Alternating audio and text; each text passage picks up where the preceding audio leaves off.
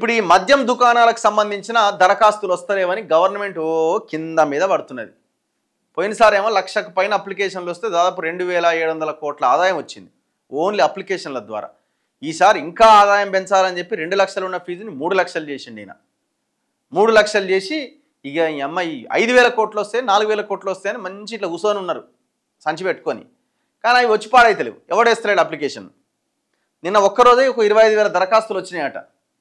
కానీ ఇవాళనే last date ఉంది. మరి ఇప్పుడు ఇవాళ వీళ్ళ లెక్క కావాలంటే ఇంకొక 60,000, 70,000, 80,000 అప్లికేషన్లు రావాలి. మరి ఒక్కరోజే అన్ని వస్తాయా? డౌటే. నాకు తెలిసి ఇవాళ మరో 20,000-30,000 అప్లికేషన్లు రావచ్చు వస్తే. అంటే దాదాపు ఒక 70,000-80,000 అప్లికేషన్లు వస్తాయేమో. ఇగో ఒక్కరోజే 25,000 దరఖాస్తులు. రాష్ట్ర వ్యాప్తంగా మద్యం దుకాణాల కోసం 50,000కు చేరిన దరఖాస్తులు ఇవాళే ఆఖరు. 1,00,000 దరఖాస్తులు వస్తాయనుకుంటే సగమే రావడంతో ఎక్సైజ్ వర్గాల్లో ఆందోళన. తుది రోజైన శనివారం రద్దీపైనే అధికారులు ఆశలు పెట్టుకున్నారట. రాష్ట్ర వ్యాప్తంగా కొత్త మద్యం దుకాణాల దరఖాస్తుల కోసం శుక్రవారం ఒక్కరోజే సుమారు 25,000 దరఖాస్తులు వచ్చినాయి. వీటితో కలిపి మొత్తం దరఖాస్తుల సంఖ్య దాదాపు 50,000కు చేరింది. శనివారంతోనే ఈ దరఖాస్తుల గడువు ముగియబోతున్నది. మొత్తంగా 1,00,000కు పైగా దరఖాస్తులు వస్తాయని ఎక్సైజ్ శాఖ అంచనా వేయగా ఇప్పటి వరకు అందులో సగమే రావడంతో ఎక్సైజ్ వర్గాల్లో ఆందోళన వ్యక్తమవుతోంది. చివరి రోజైన శనివారం భారీగా దరఖాస్తులు వస్తాయని అధికారులు ఆశలు పెట్టుకున్నారు.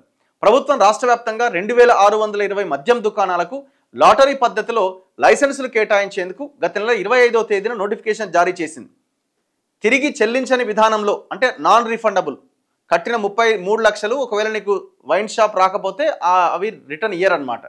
ఒక్కో దరఖాస్తుకు 3 లక్షల చొప్పున ఫీజు నిర్ణయించారు. మొత్తంగా సర్కారుకు 3,000 కోట్ల ఆదాయం సమకూరుతుంది అని అంచనా వేశారు. అయితే ఈ నెల 16వ తేదీ వరకు 20 రోజుల్లో సుమారు 25,000 దరఖాస్తులు మాత్రమే వచ్చినాయి. శుక్రవారం రాత్రి వరకు మరో 25,000 దరఖాస్తులు వచ్చినాయి. మొత్తం దరఖాస్తులు 50,000కు పెరిగినాయి. చివరి రోజైన శనివారం ఎన్ని దరఖాస్తులు వస్తాయనే దానిపై ఆసక్తి నెలకొంది.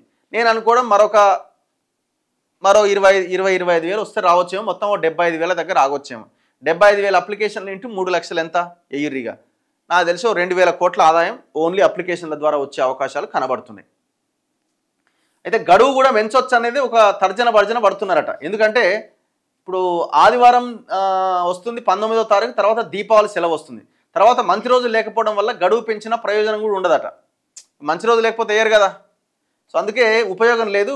ఈ కట్ ఆఫ్ డేట్ ఇవాళకే క్లోజ్ చేసే అవకాశం ఉందట. మరి ఎందుకు వస్తలేవంటే హైదరాబాద్లోని ఒక మద్యం దుకాణానికి కేవలం ఒకే ఒక్క దరఖాస్తు వచ్చిందట.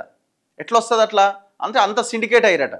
రిజర్వ్డ్ దుకాణాలకు కూడా గతంతో పోలిస్తే దరఖాస్తులు తగ్గినాయట. వ్యాపారులు సిండికేట్లుగా మారి కొన్నే దరఖాస్తులు వేస్తున్నారనే ఆరోపణలు వస్తున్నాయి. ఇలా అతి తక్కువ దరఖాస్తులు వచ్చిన చోట ఏం చేయాలి అనే దానిపై ఆలోచన చేస్తున్నారట. చూడు ఎట్లుందో కథ. మీరు మా దగ్గర నుంచి సంపాదించాలనుకుంటే మేమేం చేయాలని అది చేస్తామని అంత ఒక దగ్గర సిండికేట్ అయ్యారట.